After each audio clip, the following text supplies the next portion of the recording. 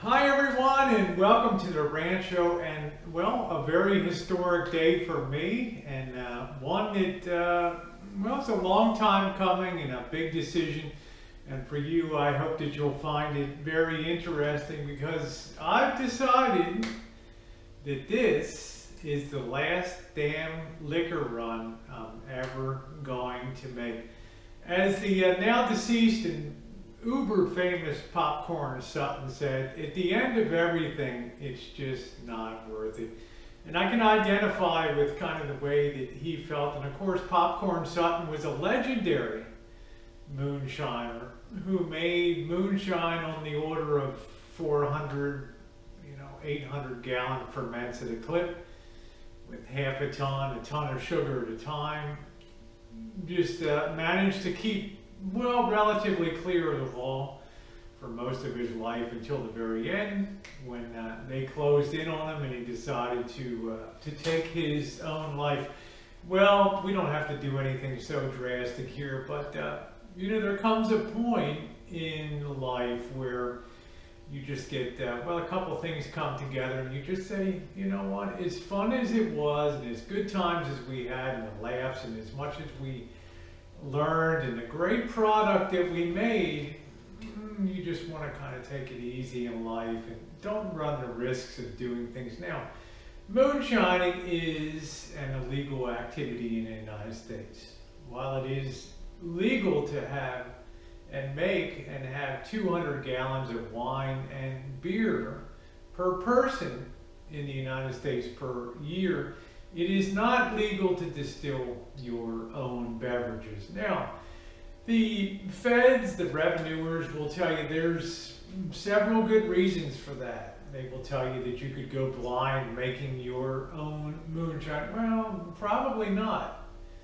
Unscrupulous moonshiners and bootleggers back in the Depression era, they would substitute wood alcohol, rubbing alcohol, for ethanol alcohol, with the result that blindness and optic nerve damage could occur. Well, we don't make, moonshiners don't make rubbing alcohol. We make isopropyl alcohol, we make ethanol. And the chances of anybody having any harm from consuming product that comes off of a moonshine still is virtually zero. Now, I'm not talking about the home brew kind of contraption that you'll see a lot on YouTube. You'll see people taking pressure cookers and using lead pipes and lead liners. You don't want to have anything to do with lead, okay? Lead is like a no-no no matter what. You don't go to the windowsill in an old house and start chewing on the lead paint. Well, you don't use lead in the cooking process. Well, that's as if you have a brain in your head. Really good stills use copper. Copper reacts very beautifully to ethanol and the vapors, and stainless steel, and that combination has never hurt anybody when it comes to distilling. So from the Fed's point of view, that's number one. You can hurt yourself, okay? And that's sort of the folklore that's put out there. But much more importantly is the evasion of federal taxes. And federal distilled products are generally taxed, and I'm not talking about the states, I'm talking about on the federal level. They're generally taxed, or they were, at $17 per 100 proof gallon. Now, what does that mean? If you have a gallon of product and it's 100 proof and you've produced it, your taxes owing are $17 on that 1 gallon. Well, you can see, you take a Popcorn Sutton, you make 10,000, you do maybe 1,000 gallons of moonshine, 500 gallons of moonshine a year. It adds up, $10, $20, $30,000 of evaded federal taxes over 20, 30, 40 years. That's a lot of money. So, of course, the Fed has an interest in that, and that's where the revenuers come in, trying to chase down the moonshiners and the bootleggers, the ones that distribute the product. Now, let me make this perfectly clear. There's a difference between moonshiners and bootleggers, and people often confuse the two. Each of them has their own risks. And of course, most of us know that moonshine comes from lighting your still in the moonlight, where very few people will hopefully not see what you're doing and maybe drop a dime on you or something like that, because it's the actual act of running the still and pulling product. It's the illegal part of the process. In other words, and let me put this perfectly clear, it's perfectly legal to own a still in the United States. Very legal. It's perfectly legal to consume moonshine products in the United States. They're everywhere in a lot of bars these days. It's perfectly legal to make a ferment, a whiskey ferment. But once the ferment hits the pot and heat is put to it and it begins the extractive process, then you're talking about breaking the law. Once the still is turned off, well, you're not breaking the law anymore.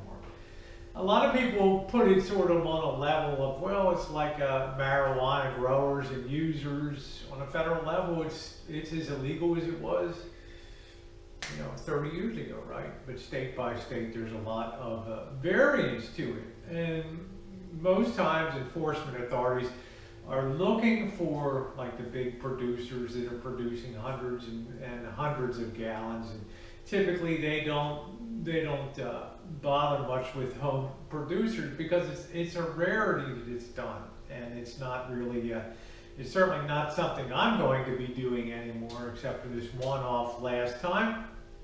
And I'll just leave this disclaimer to you too, that as they say on Moonshiners, if you carefully look at the little blurb that they put on at the end of it,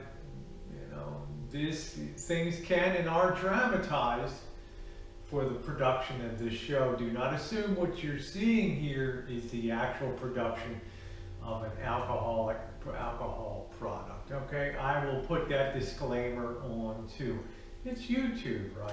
Now, having said that and given myself that production, this is the last damn liquor run I'm ever going to make. So you're here, you're a part of history. Enjoy it.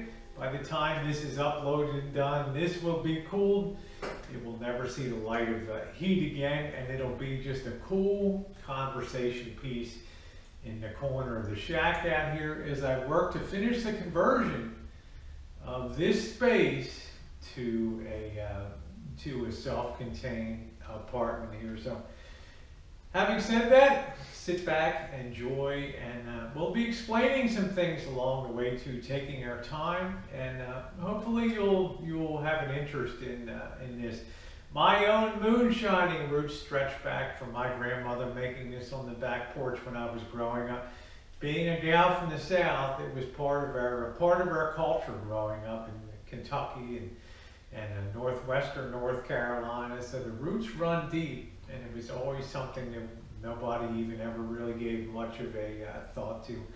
A lot of lore, a lot of history, and I will say for myself, before I really do wrap up this segment, I'm also happy to use shelf products these days. As many of you know, I enjoy Four Roses bourbon tremendously. I enjoy Jim Beam when I'm out and Four Roses is not available, which it rarely is out here in the West. And another thing too is I really don't enjoy humping 50-pound bags of sugar and 60-pound bags of grain around anymore. It just feels too much like work for too much hassle and too little reward.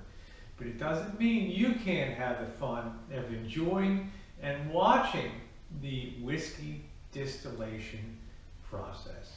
Okay, let's get started.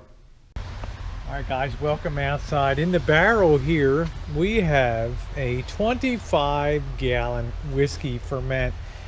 And if you saw the old video from last year, you'll see and appreciate the whole process of making the ferment, from cooking the grains to adding the sugars to adding the water, and then making a yeast bomb and adding it, and aerating the mix, putting an air stone in there and letting air get in there for the process of growing yeast, at least for the first 6 to 8 hours or so. And then we seal the barrel up and let the yeast do their thing. And when it's all said and done, if you have a good ferment, you will have taken 50 pounds of sugar and stripped out every bit of sweet taste to it, and you will have a soured product. You know, good experienced moonshiners, they don't sit there with all these graduated cylinders and all these measuring bobs going up and down and hygrometers for measuring the sugar content, the bricks as they call it, of the mix, the alcohol, potential alcohol by volume. They stick their finger in, they take a taste of it, and they say, yeah, that's nice and sour now, that's ready to go. That's going to make a great run. So, you know, after a while, experience is your best teacher. If you're doing it on a one-off basis, of course, you want to be more precise, you want to be clean. But a lot of times, the instructions, they go a little overboard on cleanliness and antibacterial things. The reality is, you'll never find a moonshiner that's meticulously clean with scrubbing pots and doing everything else. This is a very forgiving process. Okay, so we'll take a look down the barrel here. We do have a heater that's keeping that warmed up. It's a chilly. It's been warm and it's been cold this week, so you can look down there and you can see there is our ferment. You may be able to see that down there, and you can see it's still moving. And I'm going to go ahead and give that a good stir here. Give that a good stir. Now normally if it was summertime I'd have my bikini on. Since it's February, not likely that's going to happen.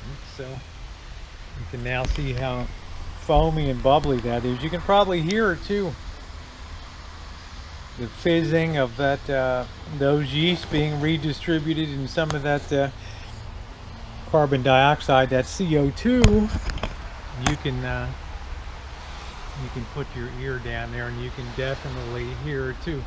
So the trick is now we want to take the product out of here and we want to transfer it into the still over here. And sometimes this has been the crappiest part of the whole operation, because times I thought I had the fill tube in here, damn thing slipped out and went on the floor, and I filled this whole damn place with whiskey ferment. And let me tell you, brother, that was something that you don't want to come in here and clean up. And I think the first time Missy Jen ever helped me, that was the big screw up I had there. What are you doing? Nothing. Nothing. There's the Missy Jen's gonna make sure. Remember one time we did this and I filled up the whole floor with this. Like this. Yeah, it was all down on there and filling up. That was a glorious day. Let me tell you, this place stunk like hell. Yeah, I had to mop like that. Had to mop this place. Were you pissed? Hell yeah. All right. All right, so she's gonna put that down there. We got a high-speed pump here, and I'm gonna give her the light here because she can look down once in a while and just double check and make sure we're not gonna overfill or anything there. So, okay, lots of fun when Missy Jen's around, let me tell you. All right, so here we go. You ready? You ready, Chief? Here we go. This is called charging the still right now. Charging the still. Okay.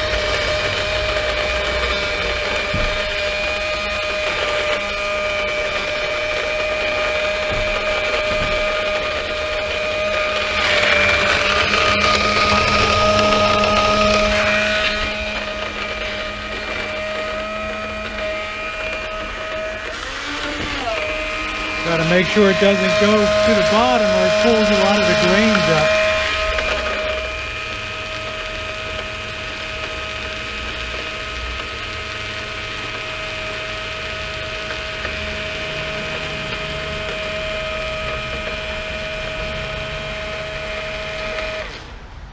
go take a look, see if we can see anything down there.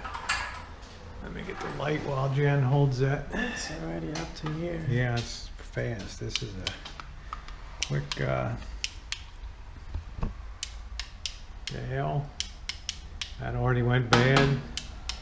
Thank you, Harbor Freight. And we're already up there, aren't we? So, all right, well, let's keep going. It's fire in there. Fire in the hole. Gee. Alright, here we go. What miserable weather. Miserable weather.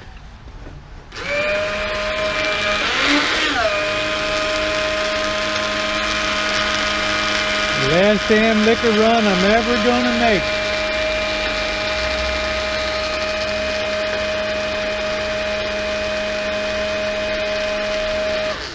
Alright, let's do another check here. Last thing you want to do, you don't want to overfill a still, you home gamers. And we're going to put a little more in.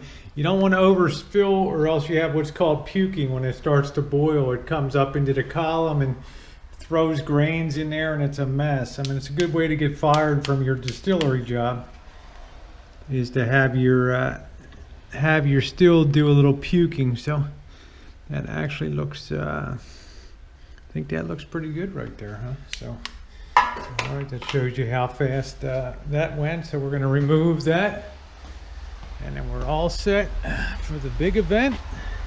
Yeah, when the big event takes place. So, okay, that's easy, isn't it? Easy and easy fast. Peasy. So let me get this disconnected. All right, everybody, we are all set. The last damn liquor run I'm ever going to make. There it is, all set up. We have our catch jars here. We have our jar for 4 shots, and we'll be talking a little bit tomorrow about the way that distillers run their stills and the way they make what they call cuts on their product. The only thing you have to know is not everything that comes off of that still tastes good, okay, especially when you get to the end of it, and not everything's good for you either, especially at the very beginning when the low alcohols, the acetones, the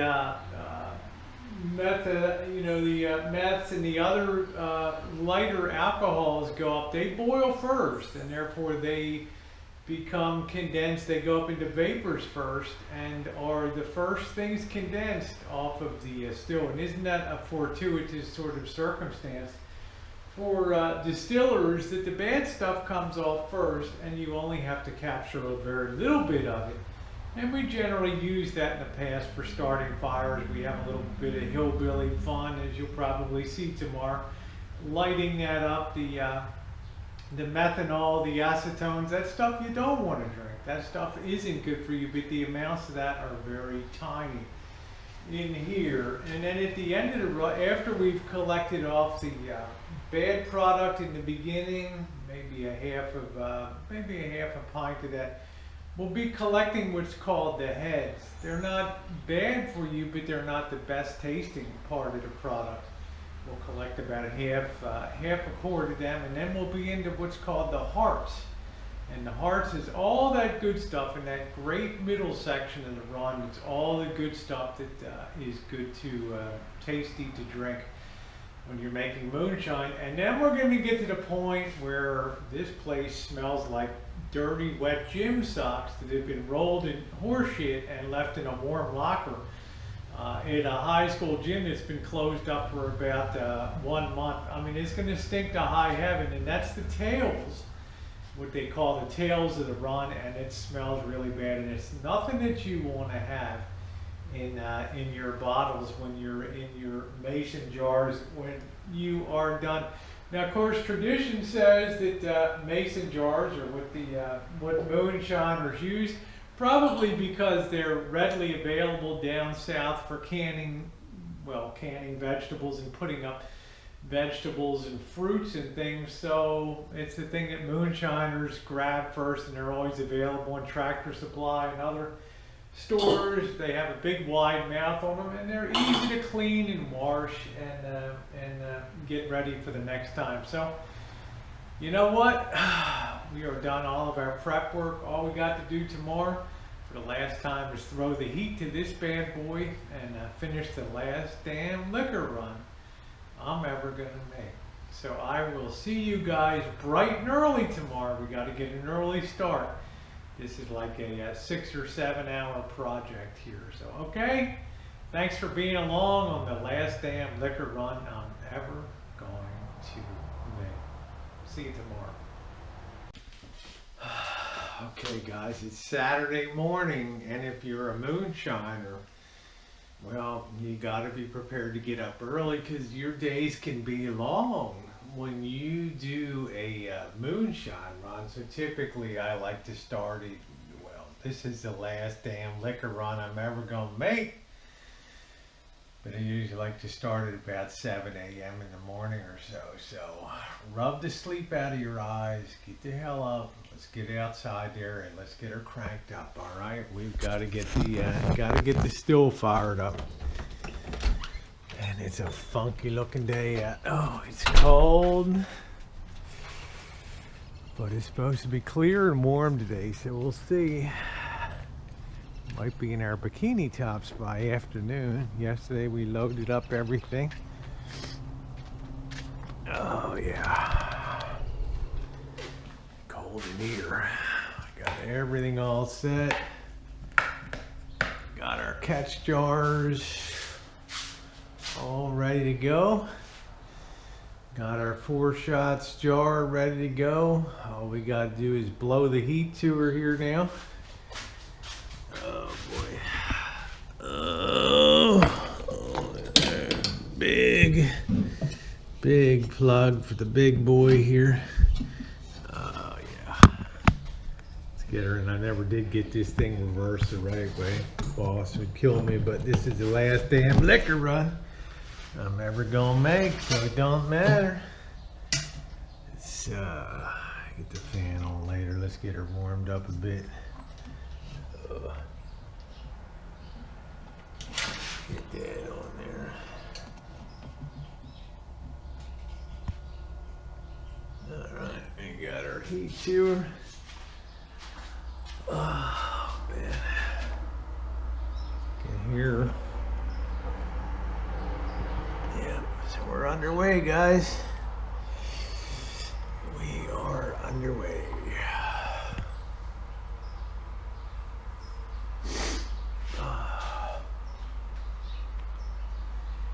Yeah. Be nice today, at least in the morning, to get a little heat off of this baby.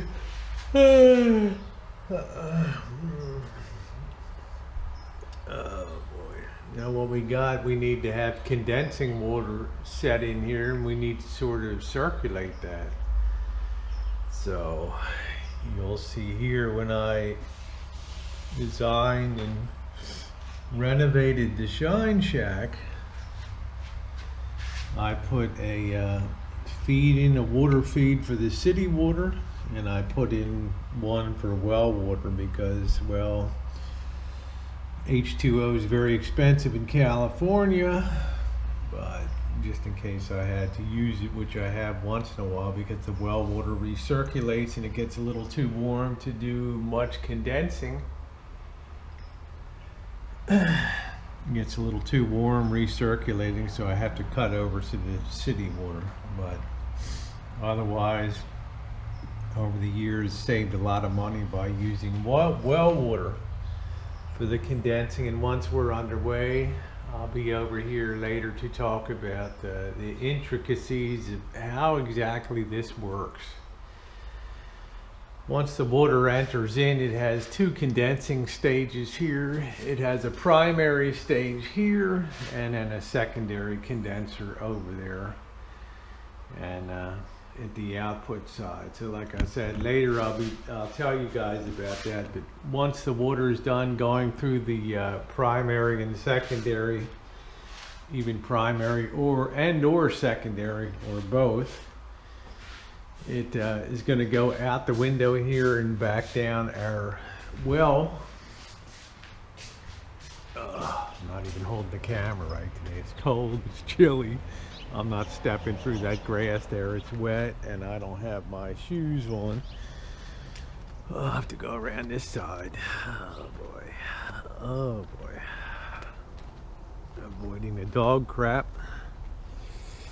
Here we go, out back. Oh. And there is our well. So once we get warmed up, we'll be down feeding through that hole there. That hose will come out. We'll fire up the water pump for the well, and we will be underway. But it's going to take a good hour and a half to get that up to temperature. Isn't that glorious, guys? Look at our beautiful plum tree. There, our Santa Rosa plum. Spring has sprung, and our elephant heart is starting to bloom out too, as is our peach tree.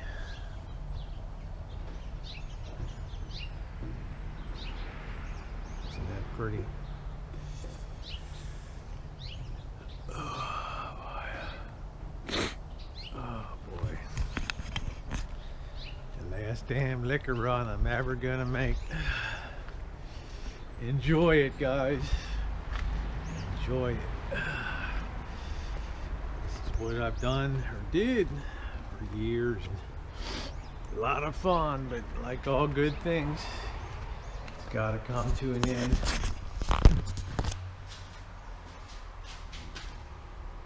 Okay, 21 amps on that. Yep, she's feeling warm, so. Got a belly full there today, guys. We got a belly full. All right. We have been underway about an hour here. We're up to, we get a little bit of lag hysteresis on this. Nothing's really going to happen until we get up to the 180s on here. And remember, alcohol has a much lower boiling point. Can be as low as 182 degrees in a pot like this compared to 212 for H2O. So we've got our parrot set up, and this is called the parrot. It's got the beak that comes down here. And we've got our proof and trail scale for what our proofage is going to be running. And we'll be up here in the 90, right about at 90%, which is 180 proof. So, yep, it's the real deal. Here, our glasses, jars are ready to go. And I'm already pledged to give this stuff away. I'm not going to have anything else on the Rancho. Here, just clear it all out. Donate today's product. And all right, so I got to go out here now. I hate to walk through. I got to cut the grass. It's gonna be a nightmare today. This grass is so high because of all the rain, but it's supposed to be sunny today. Still can't believe how beautiful that plum tree is. I guess we'll get a lot of plums this year. This is always good for pollination if you have two with the same species but a different variety. They tend to cross-pollinate and give a better yield. Hoping our cherries are going to do something this year. This Bing just never quite gets off the ground. All right, put a lot of new growth on the orange trees. You can see we got some budding here. We're going to start having some little oranges soon. This is the one I'm particularly, not to get off the subject, but I really want to get something off of this Palestine orange tree. It's now in its second year here, and it looks like some little flower buds, citrus buds there, so I'm kind of hoping that's going to be very interesting. So what we got to do now is got to get the water turned on. Our pressure's holding good out here, meaning we have no leaks in the whole Rancho. There's probably a half a mile of piping running all over the ground here. So even when I flip the flip the power on it, still not having to bring it up to pressure because it's already there. I'm gonna throw this return hose down the well here. We don't drink this water. We use this for irrigation on the Rancho. Although you could drink it. It's very pure, very good. But just being in the middle of the city, God knows what contaminants and crap. Okay, air pressure's on.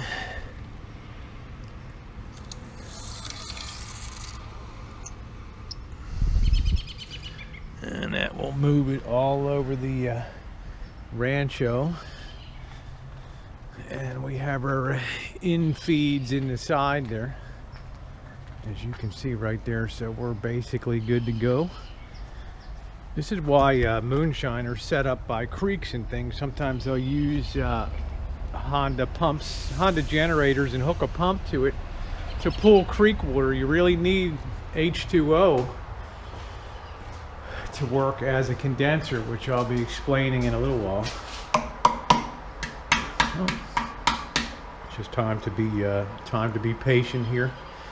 I'll click our fan on a little bit. It'll be a little noisier here, and that fan helps to keep this this cooled off.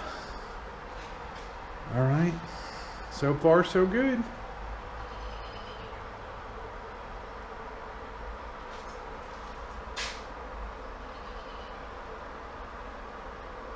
Explain these in a little bit. Primary and secondary condensing. Okay, time for another cup of coffee, guys. A lot of people are curious about stills that, well, not just moonshiners, but whiskey, bourbon, vodka makers, distilleries use. And they've noticed, like places like Scotland and a lot of places like that, they use very big and ancient pot stills.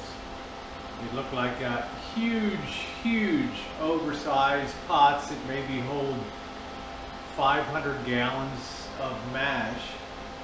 And then on the top of them, they have like a domed lid on it.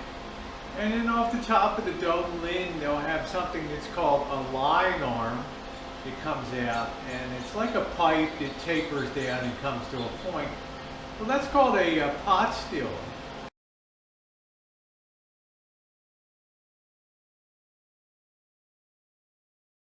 And what it is it's a single alcohol evaporation or vaporization that takes place. And there might be condensing cooling tubes within the arm to get the vapors to condense. But it never achieves the purity that you do with a column still. But it does retain a lot of the flavor that people look for in things like Scotch, with the mosses and things like that.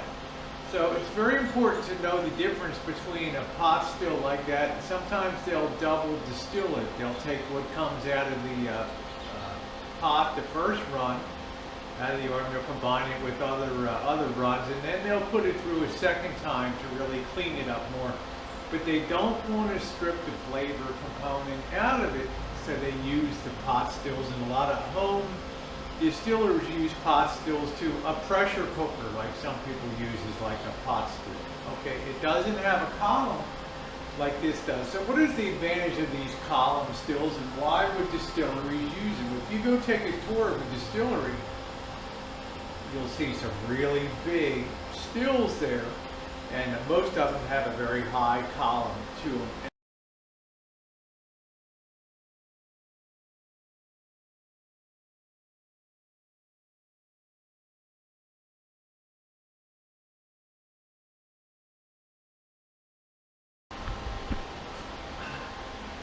A lot of people are curious about stills that, well, not just moonshiners, but whiskey, bourbon, vodka makers, distilleries use. And they've noticed, like places like Scotland and a lot of places like that, they use very big and ancient pot stills. They look like huge, oversized pots that maybe hold 500 gallons of mash. And then on the top of them, they have like a domed lid on it.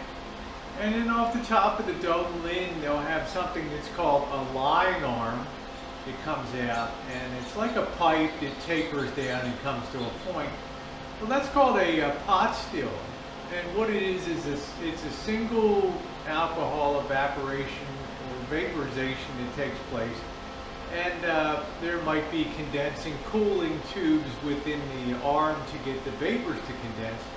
But it never achieves the purity that you do with a column still, but it does retain a lot of the flavor that people look for in things like scotch, with the mosses and things like that.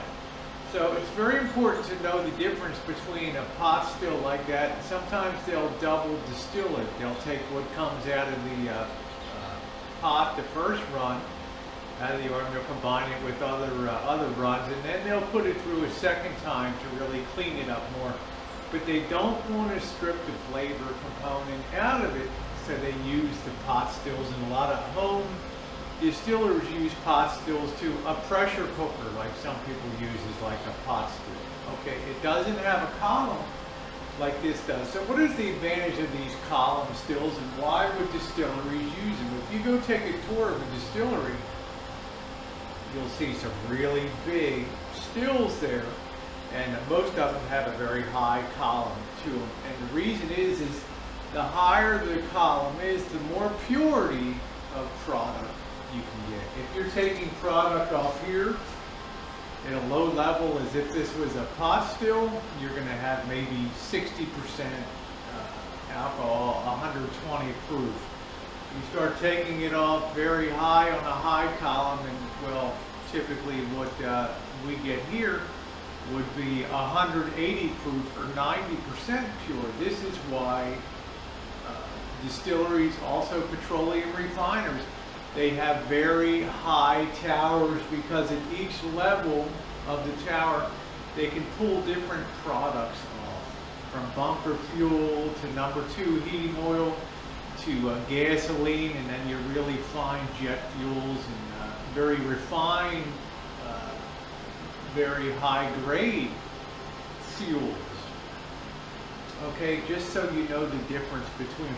We don't have to, and of course this is the last damn liquor run I'm ever making, but we don't have to, never had to run our product twice, because it comes out at such a good proofage to begin with and is very smooth. It still has a flavor component of the grain within it, and if you saw the video that went up early today, the video from last year, a re-upload, you'll see how the mash is made, and then we've loaded it into the pot. If you do a good one, you only really have to run it. We've never run multiple times on this. We're at about 130 degrees, and we've been underway for about an hour or so. It makes for long days if you're going to do this, which is another reason I'm not particularly interested in giving up my days anymore to do moonshine. So I'll always have this as sort of a cool talking point within this granny unit apartment here. It'll always be something cool for the woman cave, a conversation point, but it's a lot of work when you do this, between making the ferments, getting up early, dedicating 8 hours to have to sit here and babysit and do adjustments, as you'll see later on, because this is going to be the most thorough overview you're going to have of the process. So it should answer all the questions that you have. So we'll check back. Just wanted to give a little bit of educational thing there of the difference between a column still and what you might Google and see as a pot still. And if you look at some of the Scottish distilleries, Scottish pot stills, Glenfiddich, some of the other ones over there, you can see pictures of some of their stills, their pot stills that they've been using for 300, 400, 500 years. It's pretty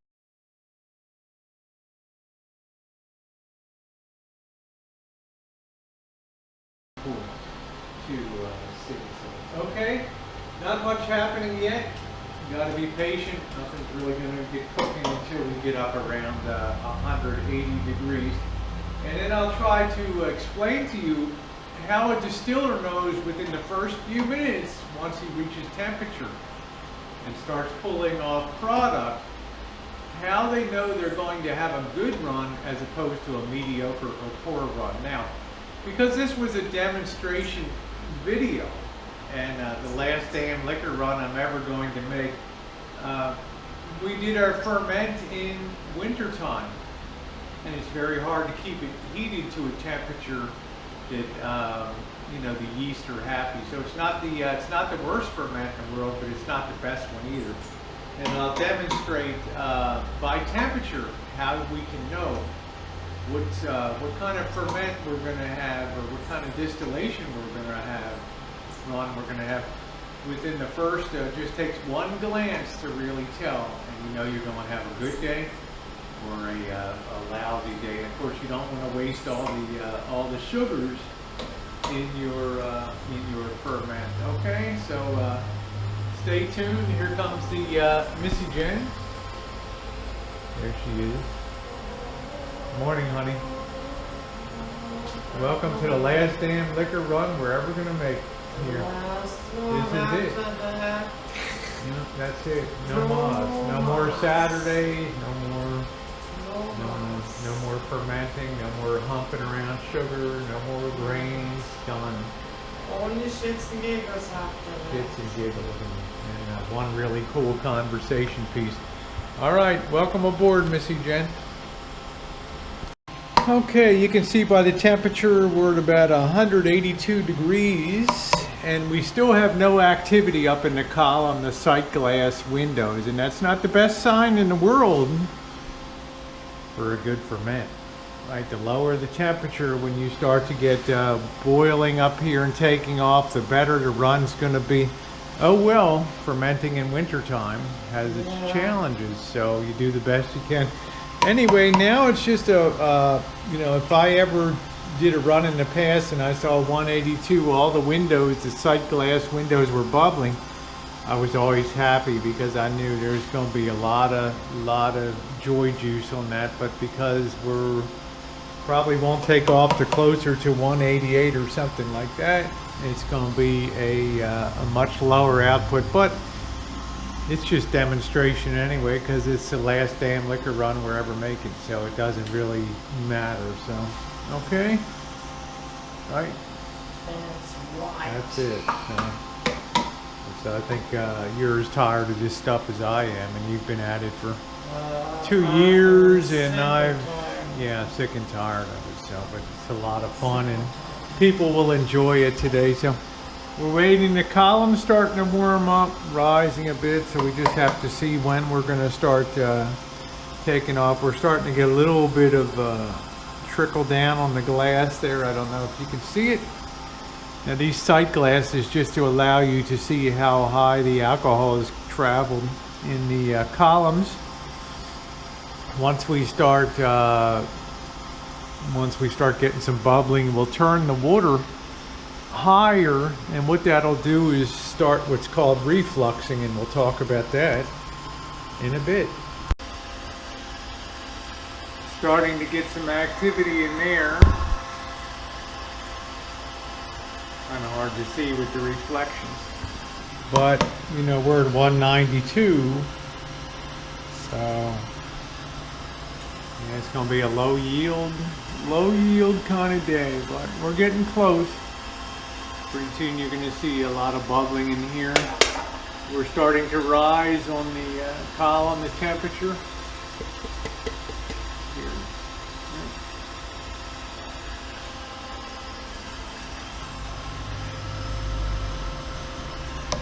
Yeah, a good distiller will always know by temperature what he's facing.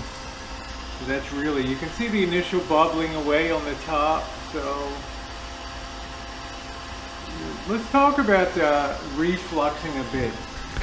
Refluxing is a term that you'll see in distilling if you follow distillation, or you enjoy watching videos about some of the big houses and some of the moonshiners out there. You'll often hear them talking about something called refluxing. And refluxing is simply trying to concentrate the ethanol at the top of the pot here, this 25-gallon pot. So what the theory is, and it actually works quite well, is once you start to see some activity up here, you see the bubbling, you increase your water. And what that does is it stops any condensing from occurring up here. This is actually introducing cold water into the jacket up here. So any vapors that are rising from the pot here are hitting at the cold sides of the pipe here, because it's a pipe within a pipe, a water jacket. And it's causing the ethanol to condense and then drop right back into the pot again. So it's like a continuous loop. And for like a half hour or so, we will just do refluxing or concentrating the product. Then takeoff will be shorter when we do it. You can see our activities picked up a lot up here now. We now have 2 windows going. And I've put the water flow on pretty high here. We have primary and then our secondary condensing in here. So this is our primary, and we're making sure we're really not getting any takeoff to the other side. So gradually we're starting to fill these sight glasses with activity here. And we're at about about 192 degrees or so. So it's 10 degrees higher than the best runs we've ever had. But it is what it is. It's what it is. It is what it is, and now you understand about refluxing and all that. So time changes. So got plenty of activity underway here now. So before long, you can see we're rising on the top here. And if you look at the back here, you can see where the cold water feed crosses over and introduces cold water into a water jacket around here. And if we reduce the water flow, which will eventually happen, it'll cause it to start coming over the vapors to the other side. And then it hits the secondary condenser here, which has cold water running in it, and it comes down to the parrot, starts to fill up, and you'll see the alcometer start to rise. So a very interesting process, and we're starting activity down on the bottom here now. All right, underway. What do you call it? The last damn liquor run you're ever gonna do. History. Missy Jen's happy. All right, everybody. The temperature stabilized at about 192, which is good because it signifies that all the it's hit like a resonant point where the alcohol in there is kind of showing how much is to be gotten today, and it looks like about 2 gallons on here. So the temperature is really not going to rise anymore until we start removing the ethanol from the barrel here. It'll just keep refluxing. You can see we've filled up more and more windows here, getting a whole column, and that's what refluxing does. Just gets everything hyper concentrated here, and then makes it easier for takeoff. So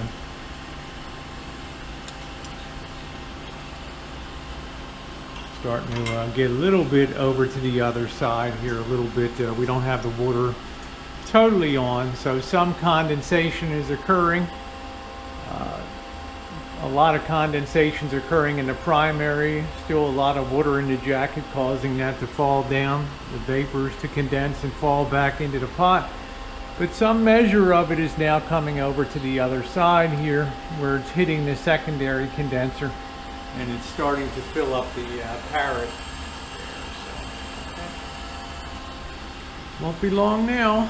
We're getting there, what we call the 4 shots, and I'll explain what they're all about.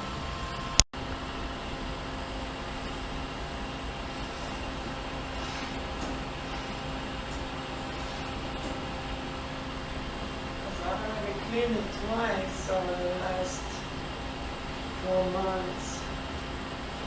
Our proof and trail gauge is starting to rise now, as you can see, and we now got activity in all the windows here.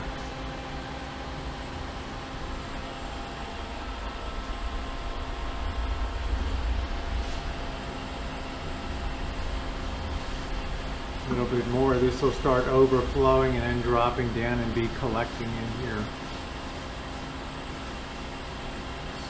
Interesting to see that rise. So there's just enough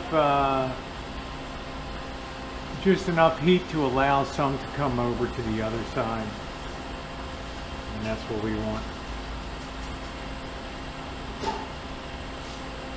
We've been refluxing about a half hour here.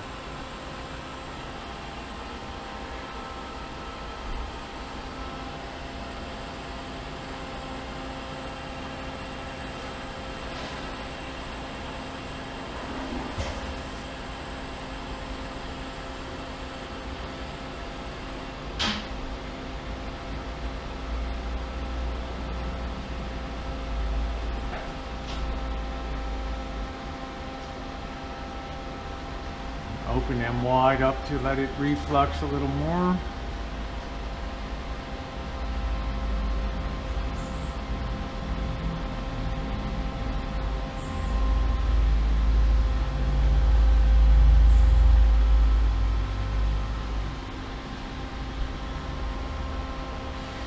See, when I opened it up, it kind of slowed it down a little bit.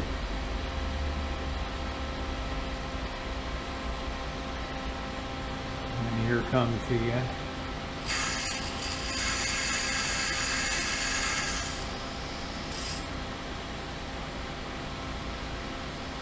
here we go. You can see our proofage. We're running about the 88, not proofage, but our percent. We're running about 100. We got 90%, 180 proof, something like that, 178. So here we are, we're now taking off our pour shots here. And I want to slow this down a bit. I'm going to turn the heat down. Now we're going to put it into cruise mode. There's a couple ways you can change the flow. And one way is by backing the heat off. And we want just like the lead of a pencil here, that thin, coming down. So just adjust the heat till we get the flow that we want. And this is where you have what's called balancing the still here, where you're just trying to make the adjustment.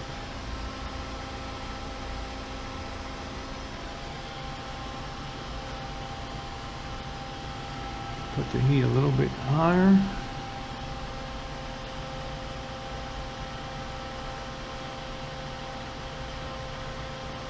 Just till we get a good flow, balancing the still here.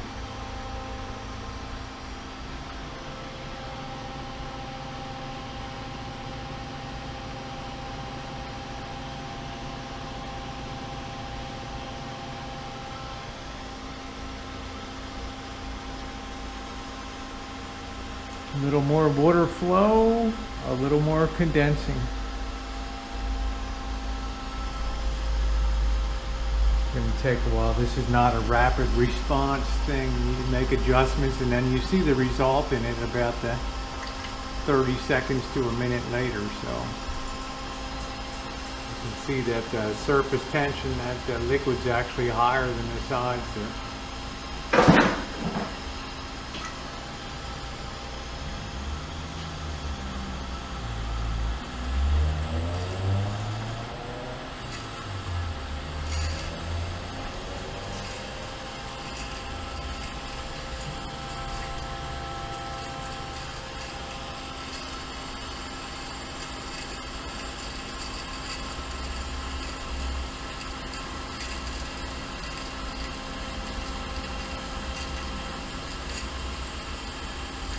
So this is how master distillers spend their day,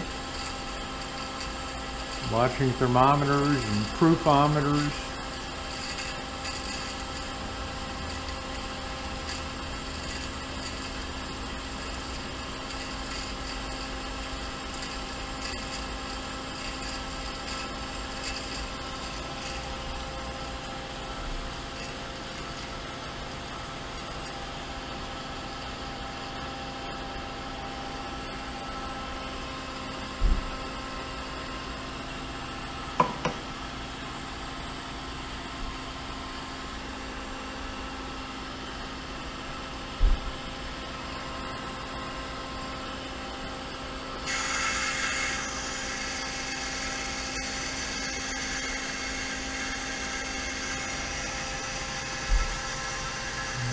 So we'll get back with you once we've got balance here. Looks like we've now achieved balance here. That's about the stream size you want, so I'm gonna get ready to take this off. We only collect about a third of a pint of what they call the 4 shots, and this is where arguably the dangerous things are, the methanol and the acetones, the really what we call the low alcohols, and they're not really the ones that you want to drink. So all right, Jen, you want to grab that, and I'll put the heads. We're going to collect the heads next here, and the heads, get some of that. There we go. There's a lid over there that says 4 shots. We use that for lighting the grill, for lighting the fire pit and stuff like that. So, all right, we are underway, and we're going to collect about half a jar. We're just going to taste this, and when it tastes clear, it tastes good, then we're going to stop collecting the heads here.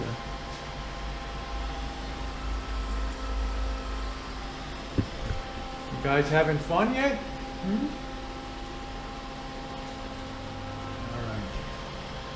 This is where distillers really earn their money now. When you're talking about the cuts that they make, not everything that comes off of here is drinkable by any stretch of the imagination. So don't think that you just run it out and it's all good. It's not. You have the 4 shots, which we've discussed, which you don't want to drink. It's the low alcohols, have the lowest boiling points. They're taken off first, they're gotten rid of. Then we come to what's called the heads, and the heads, well, they're not the highest quality part of what's called the run. So most distillers will use what's called a sampling spoon, and periodically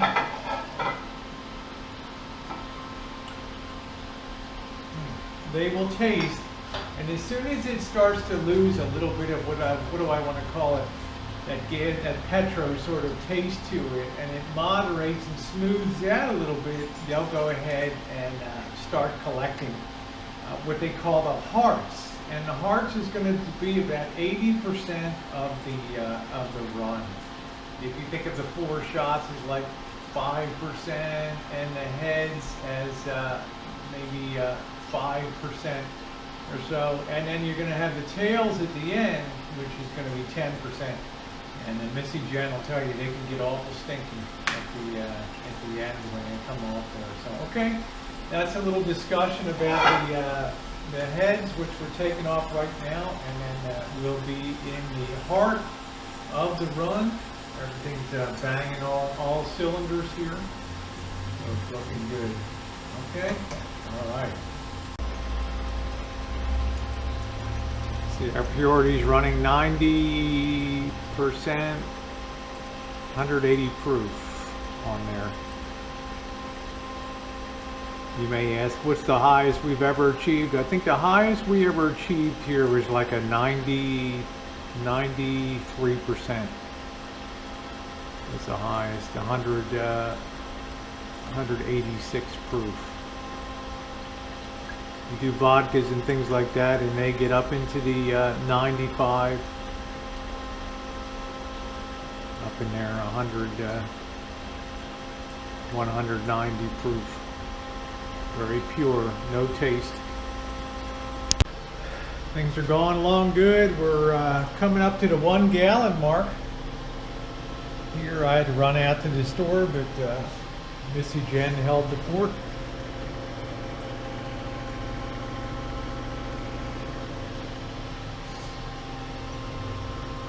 This is a good solid takeoff rate here. Still running about 176 proof. I guess we're about 70% of the way done the run, and sometimes you like to, distillers will like to just stop, throw the water to everything, and let the let the refluxing begin again to concentrate, once again concentrate the alcohols that are left. So we're starting to fill up our windows again here. The water's wide open, meaning that cold water is hitting this, the inside plate here, and causing the alcohol to condense and drop back down into the pot. So we'll reflux for a while here, and then we'll put the water to her, back the water off and let it start taking off some more here. So, yep, up to working on up to about 1.5 gallons here. So put a stop to it, do a little refluxing, and then we'll pick it up again. Refluxing for about half an hour. You can see we rebuilt all of our sight glasses. Still plenty of ethanol to be had. So just started putting cutting back the water a little bit, so allowing it to come over and hit the secondary condenser over here, and we'll start our takeoff again. Like I told you guys, it makes for long days being out there doing moonshine, so you got to be prepared. It's not something you just walk away and leave it. It's always something that has to be adjusted and checked here. Okay, got to make sure you're always pulling off good product. Master distiller gets to rest. Jen's changing out the catch jar there.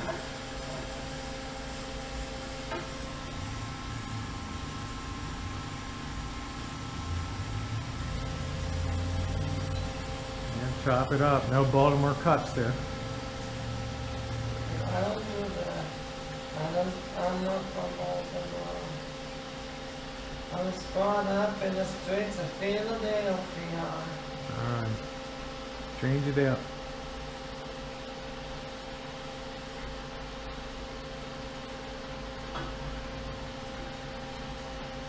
Woo! There, check it out. Check it out. The run is on. We're right in the heart of the hearts, right in the right to the middle end section here. Still pulling good quality product on there. Got a nice wang to it. Yeah. Take it from Missy Jen. She knows, brother. All right. Seal of approval. Yep. That exercise in refluxing drove our alcohol content back up. We're at 180 proof. We had dropped down to about 177. So these are some of the tricks that, well, the master distillers that get the big money do to extract the most out of the ferment that they have. Ferment is a very valuable thing. It takes a long time, and even though most country moonshiners will use sugar like we do to boost yields, some of the big houses, well, I don't think any of them use sugar to do it. They all do grain conversions from corn, using malted barley to when the grains reach 172 degrees or something like that, they put the malted barley in and they maintain that temperature. That takes all those long starches in the corn, and it converts and pulls the sugar out of converts them to sugars, which the yeast eat, and it becomes the potential alcohol. That mash then goes into the still, so you don't want to waste that. Usually they're loading 400, 500 gallons at a crack. Sometimes it can be 1,000 gallons still. So the worst thing that happens is you waste or ferment all the resources for that. So when it is going, you want to be able to extract the most you can. That's why it's a constant game of balancing, refluxing, balancing, and that's where the art of being a master distiller comes in, which I'm certainly not. But it's been a fun process, and you can see the what I was talking about. We're back up at 90. We had dropped down to about 80, 87 there. So just doing that bit of refluxing help clean up the product here. As they always say, a good moonshiner can tell, you know, a high proof product by shaking it. If the bubbles linger for a while, it's not as high proofage, but if they dissipate very quickly, as you see there, then it's a very high proof product, and you really experienced moonshiners can look at that and probably get within 5% of the actual proofage just judging by the bubbles there. So at 100 and about 180 proof, you can see those bubbles just virtually disappear in like not even a second. We are now coming to the end of the hearts. We've got 2.5 gallons, which equals about a 10% yield, which is not bad today for that. And of course, these are going to be souvenir additions to some of my local friends who have enjoyed this for years, and everybody's going to get one. And then it'll be the end of the last damn liquor run I'm ever going to make. So we basically have almost squeezed everything we can out of here, and now we're starting to collect or getting close to what's called the tails. You can see our proofage has gone down to about, well, it's 10 points. It was 180, it's 170 now, so we're starting to lose our content. So I'm going to go ahead and reflux like crazy here now and drive that last bit of alcohol to the top here, ethanol, and then I'm going to go ahead and draw off those tails, and we'll repitch them for next time, and it's gonna really stink up the place when they hit. The gym socks rolled in dog crap and stuck in a 90-degree, 90% humidity locker for about 3 or 4 days. It's really gonna stink in here. Any thoughts on this kind of mixed emotions day today? You know, a lifetime of Everything comes to an end in life. This is this. this is it. End. Yeah. So I'm going to interview you, Good. Rosie. For a wrap up. Well, right now we're taking the stinky part of the whole deal off here, Missy Jen. You can see our proofometer is starting to rise here. Probably the quality of the still not too bad, but that's what we call repitch. It's not the hearts of it, it's not the high quality stuff, so you don't want to really do anything with that, do you?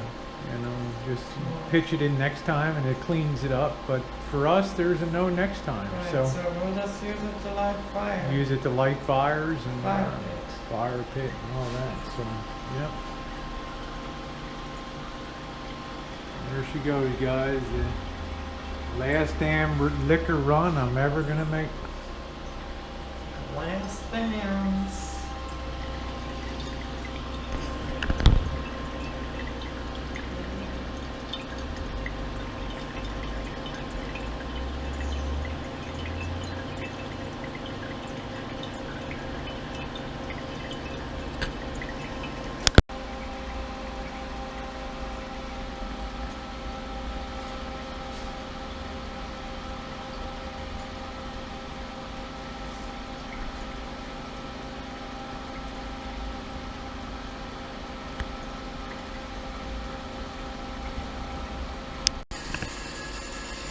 Smell it, don't you? It's starting to fill up the whole place. Come on over, put your nose next to it. Don't bother me. No, you can smell it. It just all of a sudden just took over. I worked in a fiberglass board factory. Yeah, I'm just saying for just smelly tails on here, yeah. It's not something I would want to drink, that's for sure. So, alright, well, you know what, guys? The last run is over.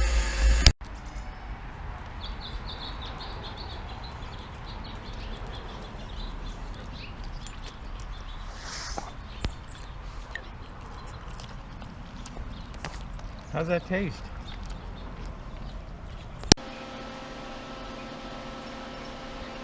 That's it. Alright, so That's all she wrote. what are your final thoughts? It's been a long road. You know, it's been a long time coming. You just reach your point where you gotta just kick back and break open the fifth of the four roses of Jim Beam and leave the driving to somebody else. Good price. People don't know how good they have it, but the price of spirits and things is great. Kind of compared to the work. I mean, it's been a long tradition, stretching back to Kentucky and North Carolina, up in Asheville and the hills there, and that's all my grandma really knew. You know, unfortunately, she was an alcoholic and died. You know. I wonder why. But that was really all she knew. Sorry. I'm sorry. My nature is sarcasm of life right there. Yeah. She was really, she was cheaper than I am. She didn't like to spend any money on anything. So just stripping off the end here. So. Yeah.